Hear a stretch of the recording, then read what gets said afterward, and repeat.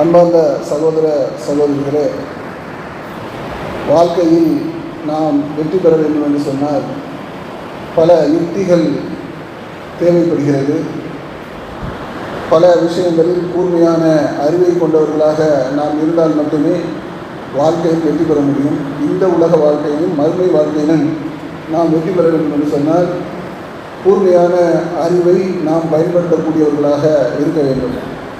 பொதுவாக நமது வாழ்வு எப்படி இருக்கிறது என்று சொன்னால் ஒரு ஏனாதான என்று சொல்வார்களே, அது மாதிரியான ஒரு வாழ்வு தான் அதிகமானவர்களிடம் இருந்து கொண்டிருக்கிறது. அவர்கள் எதையும் புரிந்து கொள்வதில்லை, எதையும் சரியான பார்வையில் பார்ப்பது கிடையாது.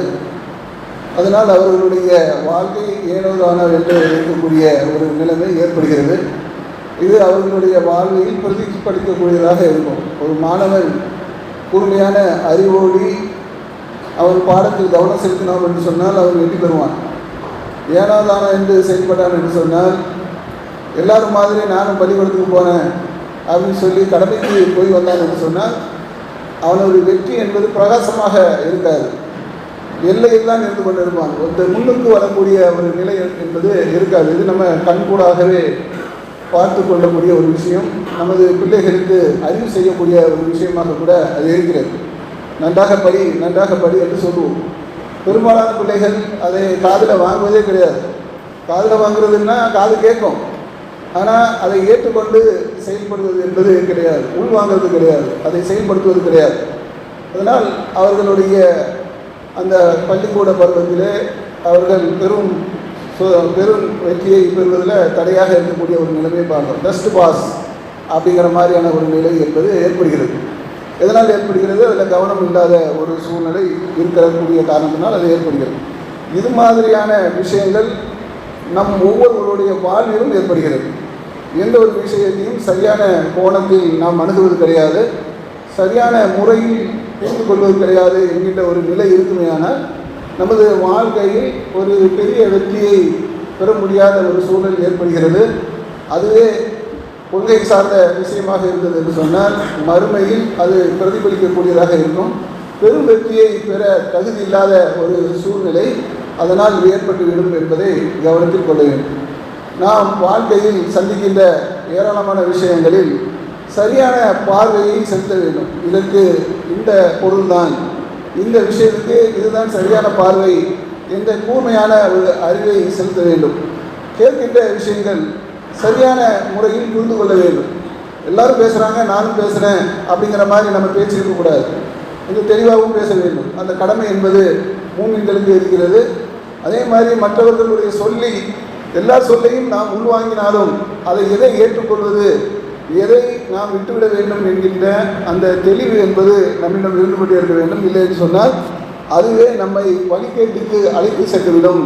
யார் சொன்னாலும் நான் கேட்பேன், எதை சொன்னாலும் கேட்பேன், எந்த மாதிரியான ஒரு கொள்கையை சொன்னாலும் கேட்பேன், உலகத்தில் எதை சொன்னாலும், ஒரு திருடனை சொன்னாலும் கேட்பேன், ஒரு கொலைகாரன் சொன்னாலும் கேட்பேன், ஒரு கொள்ளையடிக்கிறேன்னு சொன்னாலும் கேட்பேன், எதை வேணாலும் கேட்பேன் அப்படின்னு சொல்லி அதை ஏற்று செயல்படுத்தணும் என்று சொன்னால் மிகப்பெரிய ஒரு வழிகேட்டுக்கு நாம் செல்லக்கூடிய ஒரு சூழல் ஏற்படும். ஃபில்டர் பண்ண தன்மை, இதைத்தான் ஏற்றுக்கொள்ள வேண்டும், இதை விட்டுவிட வேண்டும் என்கின்ற அந்த வழிகேட்டக்கூடிய அந்த தன்மை என்பது நம்மிடம் இருந்தது என்று சொன்னால் அதுதான் நேர் வழியாகும், அதுதான் வெற்றிக்குண்டான அடிப்படை வழியாகும் என்பதை மூமின்கள் புரிந்து கொள்ள வேண்டும். நமது காதில் உள்ள அடைப்புகள் நீங்க வேண்டும்.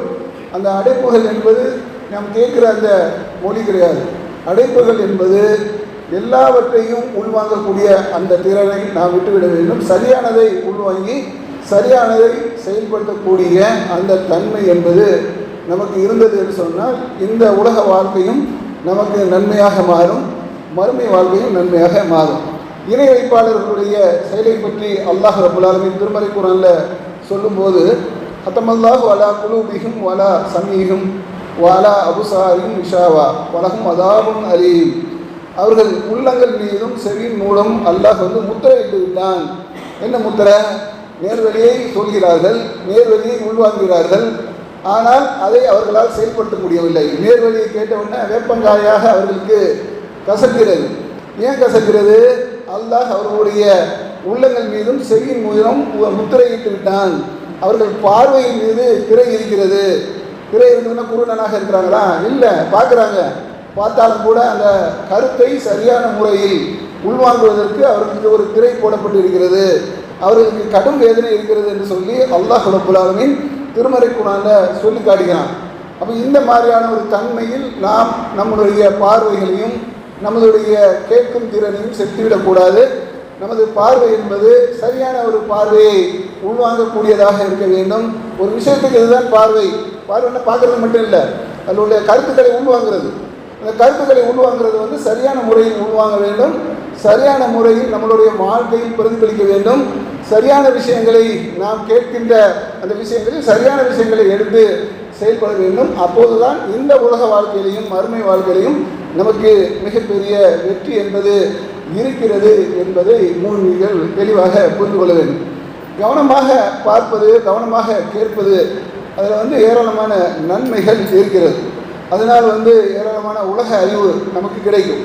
சொர்க்கவாசிகளுடைய தன்மையை பற்றி அல்லாஹ் ரப்பல் ஆலமீன் திருமறை குர்ஆனில் சொல்லும்போது, அவர்கள் அதிகமானவற்றை செவிவிட்டார்கள், எல்லா விஷயத்தையும் கேட்டுக்கிட்டாங்க, சிறந்ததை பின்பற்றுவார்கள், சிறந்ததை எடுத்துக்கொண்டார்கள், அவர்களுக்கு தான் அல்லாஹ் நேர்வழி காட்டினான், அவர்கள் அறிவுடையவர்கள் என்று சொல்லி அல்லாஹ் ரப்பல் ஆலமீன் திருமறை குர்ஆனில் இந்த கருத்தை நமக்கு தருகிறான். அப்போ நிறைய விஷயங்களை கேட்டாலும் கூட சிறந்தது என்று உங்களுக்கு தெரியும், இதுதான் நேர்வழி, இதுதான் சரியான வழி. நம்ம யார் கேட்கவில்லை என்று சொன்னாலும் இதுதான் நேர்வழி, நம்மளை யார் நிர்பந்தப்படுத்தவில்லை என்று சொன்னாலும் அதுதான் நேர்வழி.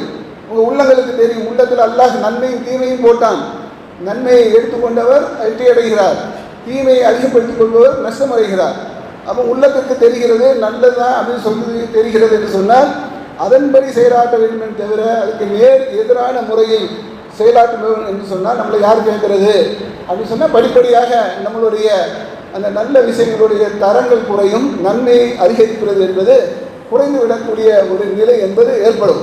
அப்போ நம்ம பார்க்குற கேட்குற செய்கின்ற விஷயங்களில் நல்ல விஷயங்களை உள்வாங்கி அதை தெளிவான முறையில் செயல்படுத்தக்கூடியவர்களாக நாம் இருந்தோம் என்று சொன்னால் உலக வாழ்க்கையும் வெற்றியாக இருக்கும், மறுமை வாழ்க்கையும் வெற்றியாக இருக்கும் என்பதை நாம் புரிந்து கொள்ள வேண்டும். தெளிவாக புரிந்து கொள்வதனால் தவறுகள் என்பது ரொம்ப குறையும்.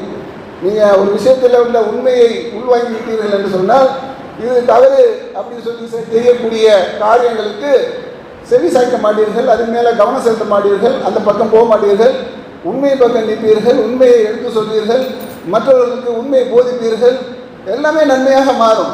அப்போ சரியான முறையில் தெளிவான முறையில் புரிந்து கொள்வதில் ஏராளமான நன்மைகள் இருக்கிறது. இதை முன்மீன்கள் கடைபிடிக்கக்கூடிய ஒரு விஷயமாக இருக்க வேண்டும். எதை வேணாலும் நான் செய்வேன் அப்படிங்கிற ஒரு கொள்கையில் உள்ளவர்கள் முன்மீன்கள் கிடையாது.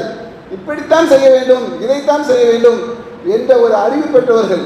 திருமறை குர்ஆனும் நமக்கு மிகப்பெரிய அறிவை நமக்கு தருகிறது, நேர்வழியை தருகிறது, நன்மை தீமையை பிரித்து காட்டுகிறது. அப்போ பிரித்து காட்டுதல் என்ற ஒரு உயர்ந்த ஒரு நன்மையை தரக்கூடிய ஒரு நேர்வழி பக்கம் இருக்கக்கூடிய நாம் நன்மையான விஷயங்களை நோக்கி நமது எல்லா செயல்திறனையும் அமைத்து கொண்டோம் என்று சொன்னால் அது நமக்கு நல்ல நிலையை ஏற்படுத்தும். மற்றவர்களை மதிக்கிறோம். ஒரு நல்ல விஷயத்தை கேட்கும்போது உள்வாங்கும் போது அதனுடைய தன்மை என்னன்னு சொன்னால் உங்களுடைய உரையாடுவர்கள் கூட ஒரு மரியாதை ஏற்படுகிறது, அவர்களுக்கு உங்கள் மீது ஒரு மரியாதை ஏற்படுகிறது, நம்ம பேசுறதுல ஒரு அர்த்தம் இருக்கிறது, நாமும் கரெக்டான முறையில் அவர்கிட்ட உறவாடுகிறோம், அவரும் நம்மகிட்ட ஒரு சரியான முறையில் உறவாடுகிறார், நல்ல அர்த்தத்தோடு ஒரு மரியாதை ஏற்படுகிறது, உறவுகள் வலுப்படுகிறது. இது மாதிரியான ஒரு நல்ல விஷயங்கள்லாம் சரியான ஒரு பார்வையில் நாம் அணுகும்போது ஏற்படுகிறது. அப்போ இதெல்லாம் வந்து கவனத்தில் எடுத்துக்கொள்ள வேண்டும். உலகத்தில் சில பேர் தான் வெற்றி பெறுகிறார்கள், சில பேர் ரொம்ப நுணுக்கமாக இருக்கிறாங்க. மறுமையை பற்றி அல்லாஹ்க்கு தான் தெரியும். அல்லாஹ் வந்து அதை விசாரிக்கக்கூடியவன். அவன் அணு அளவு நன்மை செய்தவர்களுக்கு அதை வழங்குவான், அணு அளவு தீமை செய்தவர்களுக்கு அதை காட்டுவான். அந்த மாதிரியான ஒரு மறுமை வெற்றி என்பது இருக்கிறது. அப்போ அணு அளவுக்கே நமக்கு விசாரணை இருக்குதுன்னு சொன்னால் சின்ன சின்ன விஷயத்தில் கூட நாம் கவனம் செலுத்த வேண்டும். அப்போ நல்ல ஒரு விஷயங்களை நாம் மதிக்க கற்றுக்கொள்ள வேண்டும், தீமையிலிருந்து விலகக்கூடியவர்களாக இருக்க வேண்டும்.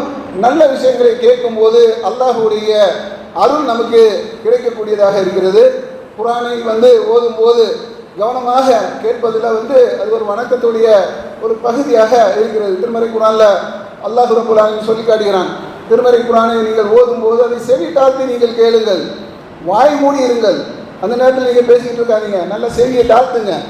அப்போ ஒரு 2-3 விஷயத்தில் நமக்கு நன்மை ஏற்படுகிறது, 2-3 விஷயத்தில் தீமை ஏற்படுகிறது. சரியான பார்வையை பார்க்கவில்லை என்று சொன்னால் தீமை ஏற்படுகிறது, சரியான பார்வை பார்த்தோம் என்று சொன்னால் நன்மை ஏற்படுகிறது. அல்லாஹ்வுடைய வேதம் ஓதிக்கிட்டு இருக்கிறாங்க, நீங்கள் பாட்டுக்கு பேசிக்கிட்டு இருக்கீங்கன்னு சொன்னால் தீமை ஏற்படுகிறது.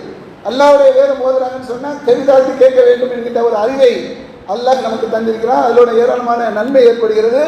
அருள் செய்யப்படுவீர்கள் அல்லாஹ் ரப்பல் ஆலமீன் திருமறை குர்ஆனில் நமக்கு போதிக்கின்ற ஒரு விஷயமாக இருக்கிறது. அப்போ நல்ல விஷயங்களை நாம் கேட்பதன் மூலமாக அதன்படி நடக்குவதன் மூலமாக நமக்கு ஏராளமான முன்னேற்றங்கள் உலகத்திலும் ஏற்படுகிறது. மறுமையிலும் அல்லாஹ் நிச்சயமான ஒரு நன்மையை பதிவு செய்வான் என்று சொன்னால் நம்ம கவனமாக இருக்கணுமா இல்லையா? ஏனாதானு இருக்கலாமா? வெந்ததை சாப்பிட்டு விதி வெந்தால் சாப்பிடுவோம்னு சொல்லி சில பேர் சொல்லுவாங்களா? அந்த மாதிரியான ஒரு செயல்பாட்டுக்கு சொந்தக்காரர்கள் நம்ம கிடையாது. நம்முடைய எல்லா நிலைகளும் ஆராயப்படும், நம்மளுடைய எல்லா செயல்களும் கண்காணிக்கப்படும். நம்மளுடைய வலப்புறத்திலும் இடப்புறத்திலும் மாணவர்கள் நமது நன்மை தீமையை பதிவு செய்து கொண்டே இருப்பார்கள். நீங்கள் பேசுகிற ஒவ்வொரு பேச்சிலும் நன்மை தீமையை பதிவு செய்யப்படும். அப்போ எல்லா விஷயத்திலும் கவனம் எடுப்பவர்களாக நாம் இருந்தோம் மட்டும்தான் நமது மறுமை வாழ்க்கை என்பது சீரானதாக இருக்கும். சரியான முறையில் நாம் அதை பயன்படுத்திக் கொள்ள வேண்டும். ஒரு மாணவன் தனது கல்வியை சரியான முறையில் பயன்படுத்தினான் என்று சொன்னால் வாழ்க்கையில் வெற்றி பெறுவான். இதுக்கு ஏதாவது ஒரு ஒரு தடை என்பது இருக்குதா? நல்லா படிக்கிறான், நல்ல அறிவோடி பார்க்குறான், அந்த கல்வியை முழுமைப்படுத்துகிறான், ஆசிரியர் சொல்லை உள்வாங்குகிறான், அந்த கல்வியில் அவனுடைய தரம் அதிகமாக இருக்கிறது, கவனம் அதிகமாக இருக்கிறது என்று சொன்னால் நிச்சயமாக அவன் முன்னேறுவான். அல்லாஹ் அவனுக்கு அருள் புரிவான். அதே நேரத்தில் அந்த கல்வியை படித்து கொண்டு இருக்கும்போது அதை ஏனோதானமாக என்று படிக்கக்கூடியவர்களாக இப்போ லேட்டஸ்ட்டாக பார்த்தீங்கன்னு சொன்னால் எப்போ பார்த்தாலும் மொபைலே கடக்கக்கூடிய ஒரு சமுதாயம் உருவாகி கொண்டிருக்கிறது. எதற்காக உருவாகுது? பொன்னான வாய்ப்புகளை பாழ்படுத்தக்கூடிய ஒரு நிலை. கல்வி என்பது அந்த பருவத்தில் கிடைக்கக்கூடிய பொன்னான ஒரு வாய்ப்பு. அந்த வாய்ப்பை பாழ்படுத்தி கொண்டு ஏனோதானே என்று செயல்பட்டு மொபைலுக்கு அடிமையாக மாறி கண்டதையும் பார்த்து கொண்டு காலத்தை வீண்களையும் செய்து கொண்டு இருந்தோம் என்று சொன்னால் மறுமையில் அவர்களுக்கு எப்படியும் வெற்றி கிடைக்காது என்பது நல்லா தெரியும். ஏன்னா அவர்களுடைய உலக வாழ்க்கையை வீணெடுத்து கொண்டிருக்கிறார்கள். அதே நேரத்தில் அவர்களுடைய கல்வி அறிவு நன்றாக இருக்குமான்னு கேட்டால் இருக்காது என்று எல்லாரும் சொல்லிடுவார்கள். அது அந்த பையன் எப்போ பார்த்தாலும் ஃபோனை நோண்டிட்டு இருக்கிறான், அவன் எங்கே பாஸ் பண்ணியிருப்பான்? உண்மையிலே பாஸ் பண்ணியிருந்தா கூட, ஃபுல்லுக்குள்ளே பாஸ் பண்ணியிருந்தா கூட மற்றவர்கள் என்ன கேட்பாங்கன்னு சொன்னால் இவன் எப்படி படித்து பாஸ் பண்ணியிருப்பான், வாய்ப்பே இல்லை அப்படின்னு சொல்லக்கூடிய ஒரு நிலைமை தான் ஏற்படும். அப்போ அந்த மாதிரியான ஒரு நிலையை தவிர்க்கக்கூடியவர்களாக நாம் இருக்க வேண்டும். நல்ல வாய்ப்புகளை சரியான முறையில் பயன்படுத்தக்கூடியவர்களாக இருக்க வேண்டும். அதுக்கு சரியான பார்வையும் சரியான கேட்கும் திறன் உள்வாங்கும் திறனும் நாம் வளர்த்து கொள்ளக்கூடியவர்களாக இருக்க வேண்டும். நடைமுறையில் ஏராளமான நன்மைகள். கல்விக்கு முக்கியமான ஒரு சிறந்த ஒரு விஷயம்னு சொன்னால் செவி தாழ்த்தி கேட்கக்கூடிய அந்த தன்மை. உள்ளே எவ்வளவு நிறைய கேட்குறோமோ அது வெளிப்படும், பிரதிபலிக்கும். நன்றாக படித்தோம் என்று சொன்னால் அது பரீட்சையில் பிரதிபலிக்கும். அந்த பரீட்சையில் அதிகமாக மாணவர்கள் வெற்றி பெறுகிறார்கள் என்று சொன்னால் அதுக்கு அவங்க கடுமையாக உழைத்திருக்கிறான். உழைக்காத மாணவன் வெற்றி பெற மாட்டான். அப்போ இந்த உலக வாழ்க்கையும் அப்படித்தான். நீங்கள் எப்படி செயல்படுகிறீர்கள் என்பதை சோதிப்பதற்காகத்தான் இந்த உலக வாழ்க்கையும் மறுமையும் மரணத்தையும் நாம் ஏற்படுத்தினோம் என்று சொல்லி அல்லாஹ் ரப்பல் ஆலமீன் திருமறை குர்ஆனில் சொல்லி காட்டுகிறான். எப்படி செயல்படுறீங்க?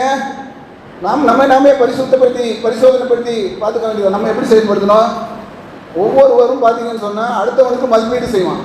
அவன் அப்படி, இவன் இப்படி, இவன் இந்த மாதிரி ஆள், இவன் அதிகமாக பேசுவான், இவன் அதிகமாக மோசடி பண்ணுவான், அதிகமாக திருடுவான், இவன் வியாபாரம் செய்யல, அதெல்லாம் செய்வாங்க. அடுத்தவங்களுக்கு மதிப்பீடு, நம்மை பற்றி மதிப்பீடு எப்படி செய்யக்கூடியவர்களாக நம்ம இருக்கிறோமா? நமது வணக்கம் என்ன? நமது பொருளாதார சூழ்நிலை என்ன? நாம் பிறரிடம் எப்படி நடந்துகிறோம்? இனிய சொற்களை கொண்டு பேசுகிறோமா? இதெல்லாம் ஒரு மதிப்பீடு தானே. அப்போ நம்மை நாமே சுய பரிசோதனை செய்து கொள்வது என்பது ரொம்ப அவசியம். இந்த அவசியத்தை நாம் செய்தோம் என்று சொன்னால் அழகான முறையில் தொழக்கூடியவர்களாக நாம் இருப்போம். அழகான முறையில் குர்ஆன் ஓதக்கூடியவர்களாக இருப்போம். இன்றைக்கு வீடுகளில், பெரும்பாலான வீடுகளில் குர்ஆன் சத்தம் கேட்பது என்பது அரிதாக இருக்கிறது. என்ன சத்தம் கேட்குதுன்னு சொன்னால் காலையில் ஆரம்பிச்சிருது, டிவியை ஆரம்பித்து போட்டு விட்டுறாங்க, நைட்டு வரைக்கும் ஒரே சத்தம், இறைச்சல். என்ன இறைச்சல்? சீரியல் இறைச்சல், பாட்டு இறைச்சல், நாடக இறைச்சல், இதுதான் நடந்து கொண்டிருக்கிறது. சீரியலை உள்வாங்கி கொண்டு அதனுடைய கேரக்டராகவே ஏராளமான மக்கள் மாறிவிட்டார்கள் என்பதெல்லாம் ஒவ்வொரு வீடுகளில் நடக்கக்கூடிய விஷயமாக இருக்கிறது. திருமறை குர்ஆனை ஓதினால் ஷைத்தான் விரண்டு ஓடுவான். அப்போ அல்லாஹ்வின் தூதர் ஸல்லல்லாஹு அலைஹி வஸல்லம் சொன்னாங்க, எந்த வீடுகளில் அல் பக்ரா ஓதப்படுகிறதோ அந்த வீட்டிலிருந்து ஷைத்தான் விரண்டு ஓடுவான். அப்போ குர்ஆனை ஓதுவது என்பது அரிதாக ஒரு விஷயமாக மாறிவிட்டது. இப்போ நிம்மதி எங்கேருந்து வரும்? நிம்மதி வேண்டும் என்று சொன்னால் அல்லாஹ்வுடைய அருள் வேண்டும். அல்லாஹ்வுடைய அருள் இல்லை என்று சொன்னால் வீடுகளில் சீரியல் கேரக்டராகவே பெண்மணிகள் மாறிவிட்டார்கள். நாமளும் அப்படித்தான் இருக்கிறோம். அப்போ இந்த மாதிரியான நிலையில் நிம்மதி எப்படி வரும்? அது ரொம்ப கஷ்டமான ஒரு விஷயமாக மாறிவிட்டது. மாறுறதுக்கு என்ன காரணம்? நல்ல விஷயங்களை செயல்படுத்தாதது ஒரு காரணம். அப்போ அல்லாஹ்வின் நினைவாக தான் உள்ளங்கள் அமைதிக்கு வருகின்றன. திருமறை குர்ஆன்ல அல்லாஹ் சொல்லி காட்டுறான். இல்லைன்னா உள்ளங்கள் அமைதியை கிடைக்கவே கிடைக்காது. அமைதி வேணும்னு சொன்னால் நீங்கள் ஒரு கோடி ரூபா கொடுத்து அமைதி வாங்க முடியுமா? அப்போ அமைதி வேணும்னு சொன்னால் அல்லாஹ்வுடைய நினைவில் தான் இருக்குது. அல்லாஹ்வுடைய அந்த நினைவை பெறக்கூடிய அந்த அம்சத்தில் தான் இருக்குது. அல்லாஹ்வை நினைத்து பார்க்கறதுல தான் இருக்குது. அல்லாஹ் எங்களை மிகப்பெரிய ஒரு மதிப்பை எங்களுக்கு தருவான் என்ற எதிர்பார்ப்பில் இருக்கிறது. அப்போ அந்த எதிர்பார்ப்பு நம்மிடம் மிகைத்திருக்கிறதா? உலக விஷயங்கள் நம்மகிட்ட மிகைத்திருக்கிறதா? இதெல்லாம் கவனிக்கக்கூடிய நன்மக்களாக நாம் இருக்க வேண்டும். இந்த உலகம் நம்ம வாழ்க்கை கிடையாது, இது சோதனை களம். நமது வாழ்க்கை எங்கே இருக்கிறதுன்னு சொன்னால் மறுமையில் இருக்கிறது. பல் தௌசீரூன ஹயாத்த துன்யா. ஆனால் நம்ம இந்த உலகத்துக்கு உயிரூட்டி கொண்டே இருக்கிறோம். வல் ஆகிரத்த ஹைரு வாபுகா. மறுமை தான் உண்மையானதும் நிலையானதுமாகும் என்று சொல்லி அல்லாஹ் ரப்பல் ஆலமீன் திருமறை குர்ஆன்ல சொல்லி காட்டுகிறான். அப்போ உண்மையான நிலையான மறுமை வாழ்க்கைக்குடைய அந்த சொர்க்கத்துடைய உயர்ந்த கொள்கை என்பது நம்மகிட்ட இருக்கிறது. அந்த கொள்கையை நாம் பாழ்படுத்துகிறோமா பாதுகாக்கிறோமா என்பதில் தான் வெற்றி இருக்கிறது. இதை மூமின்கள் கவனமாக புரிந்து கொள்ளக்கூடியவர்களாக இருக்க வேண்டும். மற்றவர்களிடம் பேசும்போது அவர்களை பேச விடாமல் நம்ம மட்டுமே பேசிட்டு வந்தோம்னு சொன்னால் அதுவும் நம்மளுடைய தரத்தை குறைக்கக்கூடியதாக இருக்கிறது. நம்ம ரெண்டு பேர்கிட்ட உரையாடும் போது எதிராளினா எதிரி கிடையாது, நம்மக்கிட்ட எதிராக பேசக்கூடியவர்களிடம் அவர்களை பேச விடாமல் நம்ம இறைமறித்து பேசணும் என்று சொன்னால் உண்மையான ஒரு விஷயத்தை பகிர்ந்து கொள்ள முடியாது. அவர்களை பேச விட்டு நம்ம பேசக்கூடிய அந்த பண்பு என்பது நம்மிடம் இருக்க வேண்டும். கண்ணை பார்த்து பேசக்கூடிய ஒரு தொடர்பு என்பது இருந்ததுன்னு சொன்னால் நல்ல ஒரு மரியாதை மதிப்பு என்பது அங்கே ஏற்படும். இதெல்லாம் ஒரு பரிந்துரை. நல்ல விஷயங்களை நீங்கள் நல்ல ஒருவருக்கொருவர் அணுகும்போது நல்ல விஷயம் அங்கே ஏற்பட வேண்டும் என்று சொன்னால் இந்த மாதிரியான ஒரு தொடர்பை ஏற்படுத்திக்கிட்டோம் என்று சொன்னால் அது நல்ல விஷயங்களுக்கு உண்டான அதிகமான வாய்ப்பு அங்கே ஏற்படுகிறது. உங்கள் மனதை தற்போதைய நிலையில் வைத்திருக்க வேண்டும். நம்ம ரெண்டு பேரும் பேசிகிட்டு இருக்கோம், ஆனால் நம்ம கவனம்லாம் எங்கேயோ இருக்குது. ஆசிரியர் பாடம் நடத்துகிறாரு, மாணவனுடைய கவனம் எங்கேயோ இருக்குதுன்னு சொன்னால் அந்த பாடம் உள்வாங்க முடியுமா? அப்போ யார் பேசினாலும் இந்த நிலையிலே நம்ம எங்கே இருக்கிறோம், எதை படிக்கிறோம், எதை பார்க்கிறோம், எதை பேசுகிறோம், அந்த நிலையிலேயே வைத்துக் கொள்வதற்கு முயற்சி செய்ய வேண்டும். அறிவுரைகளை கேட்டு நல்ல விஷயங்களை ஏற்றுக்கொள்ள வேண்டும். ஃபதக்கிர் இன்ன ஃபதி திக்ரா. அறிவுரை பலனளிக்குமானால் அறிவுரையை கேளுங்கள். அஞ்சுபவன் படிப்பினை பெறுகிறான், துர்பாக்கியசாலி விலகிக் கொள்வான். நல்ல அறிவுரையை துர்பாக்கியசாலிக்கு கிடைக்காது, அது அவனுக்கு சேரவே சேராது. அதுதான் நல்லா சொல்கிறான். அவனுக்கு கண்ணில் திரை இருக்குது, அவன் காதில் திரை இருக்கிறது, அவன் வெற்றி பெற மாட்டான்னு சொல்கிறது என்னதுன்னு சொன்னால் நல்ல விஷயங்களை உள்வாங்கவே மாட்டான். அவன் துர்பாக்கியசாலி. அப்போ அவன் விலகி கொள்வான். நல்ல ஒரு பாக்கியசாலி யாருன்னு சொன்னால் நல்ல விஷயத்தை உள்வாங்கக்கூடிய அந்த தன்மை பெற்றவன் தான். அதில் நல்ல அறிவுரைகளை யார் சொன்னாலும் அதை உள்வாங்கக்கூடிய மனநிலையில் நாம் வர வேண்டும். இவன் என்ன சொல்கிறது, நம்ம என்ன கேட்குறது அப்படிங்கிற ஒரு மனநிலை இருந்துன்னு வைங்களேன், நல்ல விஷயத்தை உள்வாங்காது. உள்ளம் நல்ல விஷயத்தை உள்வாங்க வேண்டும் என்று சொன்னால் அதை நல்ல விஷயம் என்கின்ற அந்த அடிப்படையில் நாம் அதை அணுகக்கூடியவர்களாக நாம் இருக்க வேண்டும். கொள்கை அளவில் அல்லாஹ் ரப்பல் ஆலமீன் இந்த உலகத்துக்கு ஒரு எடுத்துக்காட்டை முன்வைக்கிறான். அந்த எடுத்துக்காட்டில் பார்த்துக்கிட்டீங்கன்னு சொன்னால் சரியான முறையில் கேட்காத ஒரு சம்பவம் தான் அங்கே இருக்கிறது. மனிதர்களே, ஒரு எடுத்துக்காட்டு உங்களுக்கு கூறப்படுகிறது, அதை நீங்கள் கவனமாக கேட்டுக்கொள்ளுங்கள். அல்லாஹ் வேண்டி நீங்கள் யாரை பிரார்த்திக்கிறீர்களோ, கவனமாக கேளுங்கன்னா அல்லாஹ் ஆரம்பிக்கிறான். அல்லாஹ் வேண்டி நீங்கள் யாரை பிரார்த்திக்கிறீர்களோ அவர்கள் அனைவரும் ஒன்று சேர்ந்தாலும் ஒரு ஈயை கூட படைக்க முடியாது. அந்த ஈ அவர்களிடமிருந்து எதையாவது பறித்து கொண்டு சென்று விட்டால் அதை விடுவிக்கவும் அவர்களால் முடியாது. கேட்பவனும் கேட்கப்படுபவனும் பலவீனமாக இருக்கிறான். அப்போ இந்த செய்தியை நீங்கள் எப்போ உள்வாங்குவீங்கன்னு சொன்னால் கவனமாக கேட்டால் தான் உள்வாங்க முடியும். காபிர்களுக்கு ஏகத்துவ செய்தியை நம்ம கொஞ்சம் சொல்கிறோம், பெரும்பாலானவர்களுக்கு அதை கேட்கவே மாட்டேங்குது. இதோட நியாயம் புரிய மாட்டேங்கிறது. ஏன் புரிய மாட்டேங்குது? அந்த கேட்குறவனும் பலவீனமாக இருக்கிறான். அவர்கள் எதை கேட்குறார்களோ அதுவும் பலவீனமாக இருக்கிறது. அப்போ இந்த உதாரணம் அவங்களுக்கு புரியவே மாட்டேங்குது. அதனால தான் கவனமாக கேளுங்கள் என்று சொல்லி அல்லாஹ் ரப்பல் ஆலமீன் திருமறை குர்ஆனில் சொல்லக்கூடிய ஒரு நிகழ்வை நம்ம பார்க்குறோம். இப்போ கவனமாக கேட்கறது என்பது தான் நேர்வழி. எல்லா இடத்துலையும் கவனமாக கேட்கறது தான் நேர்வழி. அதில் எதை ஒதுக்க வேண்டும் என்பது அல்லாஹ் உங்கள் உள்ளத்துக்கு தெரியும், நல்லா போட்டிருக்கான். நல்லதை நீங்கள் அதிகப்படுத்திங்கன்னா வெற்றி பெறுவீர்கள், தீயதை அதிகப்படுத்திங்கன்னு சொன்னால் நஷ்டம் அடைவீர்கள். 3 பேர் வராங்க. அல்லாஹ்வின் தூதர் ஸல்லல்லாஹு அலைஹி வஸல்லம் அவர்கள் உரை நிகழ்த்தி கொண்டு இருக்கிறாங்க. 3 பேர் வராங்க. 3 பேரில் ஒருத்தர் வந்து பார்க்குறாரு, மக்கள்லாம் உட்காந்துருக்குறாங்க. அதில் வந்து சின்ன சின்ன இடைவெளி இருக்கும், இங்கே அதிக கேப் இருக்குது. மக்கள்லாம் பின்னால் உட்காந்துருக்குறாங்க. எதுக்கு பின்னால் உட்காந்துருக்காங்கன்னு தெரியல, முன்னால் இவ்வளோ இடம் இருக்குது. அப்போ அந்த கேப்பில் வந்து முன்னால் யாருக்கும் இடையூறு இல்லாமல் ஒருத்தர் வந்து முன்னேறி வருகிறார். அல்லாஹ்வின் தூதருடைய அருகில் உட்கார்ந்து வந்தார். அல்லாஹ்வின் தூதருடைய அந்த செய்தியை, நேர் வழியை பக்கத்திலிருந்து கேட்க வேண்டும் என்ற ஆர்வத்தில் அப்படி வந்து உட்கார்ந்து கொள்கிறார். இன்னொருவர் பார்த்தான்னு சொன்னால், ஏன் முன்னே வச்சுட்டு அங்கெல்லாம் போகணும் அப்படின்னு சொல்லிட்டு அது ஒரு அவருக்கு வெட்க உணர்வு ஏற்பட்டதுனால அவர் பின்னால் பின்னால் ஒரு இடம் இருக்குது, அங்கே போய் உட்கார்ந்து கொள்கிறார். என்னதான் இருந்தாலும் பின் வரிசை என்பது அது நன்மை குறைவான ஒரு வரிசை தான். முன் வரிசை தான் அதிக நன்மை தரக்கூடிய ஒரு வரிசை ஆண்களுக்கு. பெண்களுக்கு பின் வரிசை வந்து நன்மை கூடுதல் வரிசை.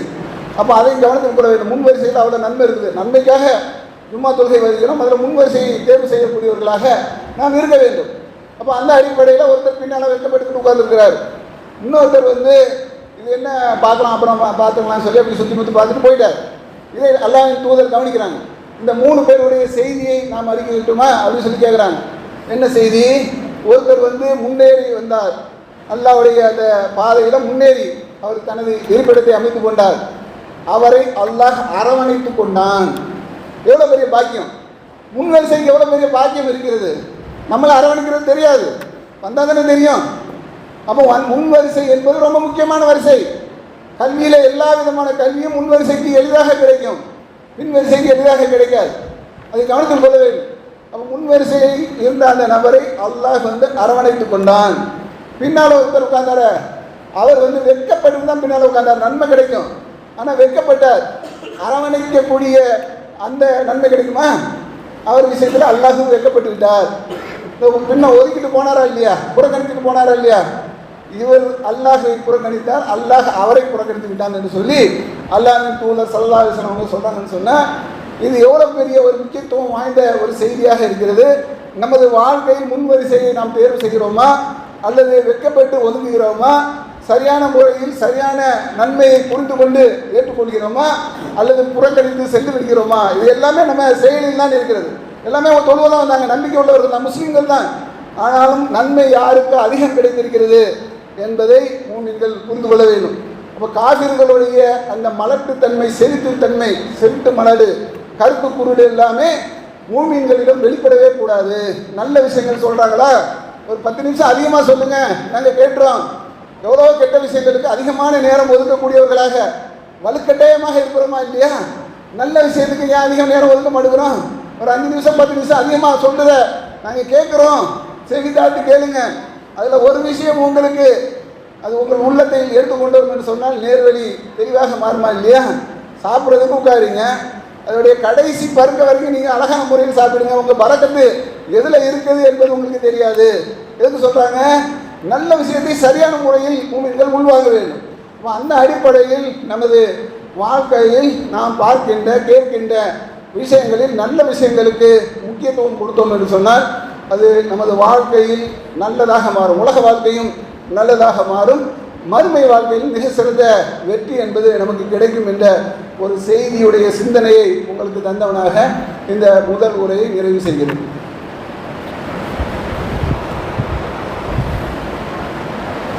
அன்பார்ந்த சகோதர சகோதரிகளே, அல்லாஹ் ரப்பல் ஆலமீன் இறை மறுப்பாளர்களுடைய ஒரு தன்மையை சொல்லி காட்டுகிறான்.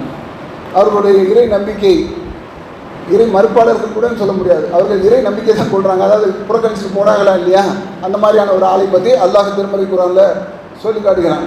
அவர்கள் இறை நம்பிக்கை கொண்ட பின் மறுத்ததினால் அவர்களுடைய உள்ளங்களில் முத்திரையிடப்பட்டுவிட்டது. அப்போ இறை நம்பிக்கையை வந்து நம்ம பாதுகாக்கக்கூடிய கடமை என்பது நமக்கு இருக்கிறது எல்லா நிலையிலும். ஏனதானம் என்று நாம் நடந்தோம் என்று சொன்னால் உள்ளத்தில் முத்திரை என்பது இடவிடக்கூடிய ஒரு நிலை ஏற்படும். அதுக்கப்புறம் அந்த செய்தி என்ன சொன்னாலும் விளங்காது, அவர்கள் விளங்கி கொள்ள மாட்டார்கள் என்று சொல்லி அல்லாஹ் ரப்பல் திருமறை குர்ஆனில் சொல்லி காட்டுகிறான். அவர்களை பார்த்தால் உடல் அமைப்பில் ரொம்ப பலமாக இருப்பாங்க, அவங்க பேசினால் ரொம்ப பயங்கரமான ஒரு கருத்தை பேசுகிற மாதிரி நீங்களே கொண்டு கேட்டு விடுவீர்கள். ஆனால் அவர்கள் சாய்த்து வைக்கப்பட்ட மரக்கட்டைகளைப் போல இருப்பார்கள். அவர்கள் உங்களுடைய நல்ல கருத்துகள் ஒவ்வொருத்துக்கும் எதிராக செயல்படக்கூடியவர்களாக இருப்பார்கள். அவர்கள்தான் எதிரிகள். அவர்கள் விஷயத்தில் எச்சரிக்கையாக இருங்கள். அவர்களை அல்லாஹ் அழித்து விடுவான். அவர்கள் கருத்தை நல்ல கருத்தை உள்வாங்கிறதுனால அவர்களை அல்லாஹ் அழித்து விடுவான். அவர்கள் எங்கே திசை திரும்புகிறார்கள் என்பதை நீங்கள் கவனியுங்கள் என்று சொல்லி திருமறை குர்ஆன்ல அல்லாஹ் ரப்பல் ஆலமீன் சொல்லி காட்டுகிறான். அப்போ ஏகத்துவ கொள்கையை ஏற்றுக்கொண்ட பின் அந்த கொள்கையினுடைய உறுதியை நாம் வாழ்க்கையில் வெளிப்படுத்தக்கூடியவர்களாக இருக்க வேண்டும். நல்ல கருத்துக்களை கேட்பதன் மூலமாக, நல்ல பார்வையை பார்ப்பதன் மூலமாக, நல்ல சிந்தனையை வளர்த்துக் கொள்வதன் மூலமாக நமது செயல்பாடுகளில் வெளிப்படுத்து தன்மை இருக்க வேண்டும். அவர்கள் வீணானதை செய்துவிட்டால் அதை புறக்கணிப்பார்கள். எங்களுக்கு எங்கள் செயல்கள், உங்களுக்கு உங்கள் செயல்கள், உங்கள் மீது அமைதி நிலவட்டும், அறிவினர்களை நாங்கள் விரும்ப மாட்டோம் என்று சொல்லி நல்ல மக்கள் சொல்வார்கள். அப்போ வீணானவர்களுடைய சொல்லை கேட்டு செயல்படக்கூடியவர்களாக, அதாவது கெட்ட செயல்கள் நமக்கு தெரியும், இவன் நோக்கத்துக்கு பேசுகிறான்னு சொல்லி நமக்கு தெரியும், அவனுடைய சொல்லெல்லாம் நம்ம கேட்கக்கூடிய ஒரு நிலவை ஏற்பட்டுவிடக்கூடாது. நம்ம கைப்பாவையாக செயல்படக்கூடாது. நேரின் பக்கம் செயல்படக்கூடிய நல்ல மக்களாக இருந்தோம் என்று சொன்னால் அல்லாஹ் நமக்கு மறுமையில் நல்ல ஒரு நிலையை ஏற்படுத்துவான். உலகத்திலும் தெளிவான ஒரு நன்மையை நமக்கு தருவான் என்ற ஒரு சிந்தனையை உங்களுக்கு தந்தவனாக